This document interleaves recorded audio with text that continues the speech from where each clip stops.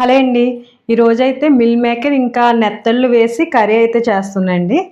ఈ నెత్తళ్ళు వేసి curry చేస్తున్నాండి. Hello అయితే పెట్టుకున్నాండి. మిల్ మేకర్ వేడి నీటిలో నానబెట్టడం కోసం. ఇవి మరిగిన తర్వాత ఈ మిల్ మేకర్ అయితే దీనిలో వేసుకుందాం. నీళ్ళు మరిగాయండి. ఇప్పుడు ఈ కప్పుతో కప్పుడు మిల్ మేకర్ అయితే తీసుకున్నాను. నీటిలో వేసుకొని స్టవ్ ఆఫ్ చేసుకుందాం. ఇవి కాసేపు నానే వరకు పక్కనైతే పెట్టుకుందండి.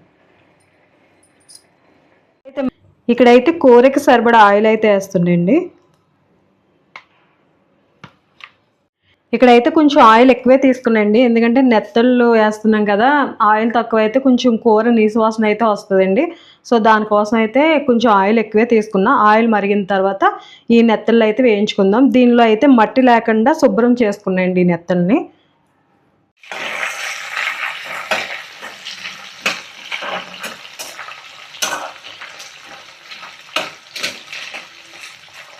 నెత్తళ్ళు అయితే వేగినాయండి. ఇవి వేరే ప్లేట్లోకి తీసుకుంటున్నా.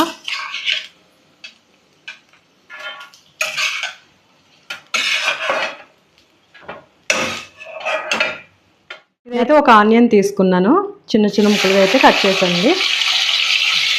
అలాగే పచ్చిమిరపకాయలు వేయించుకుందాం.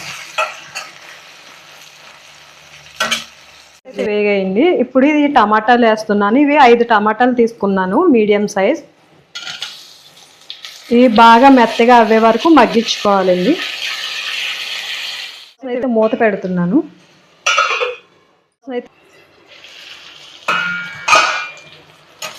టమాటాలు అయితే మగ్గినాయండి.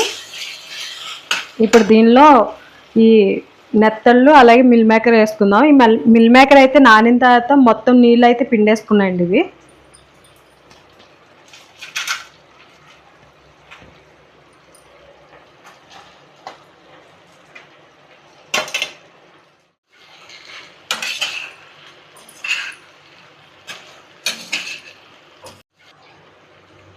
కొంచెం పసుపు,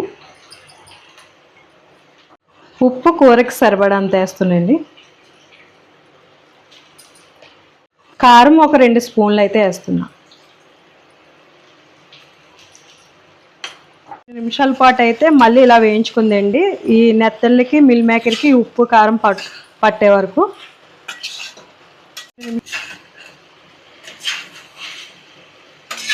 ఇప్పుడు దీనిలో కూరకి సరిపడా నీళ్ళు అయితే వేస్తుందండి.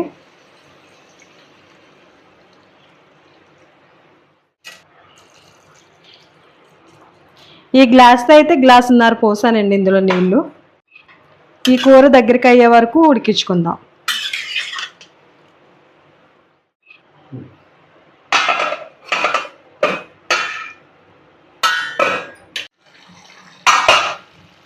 కూర అయితే రెడీ అయిపోయిందండి, దగ్గర పడింది. స్టవ్ ఆఫ్ చేసుకుంటున్నా.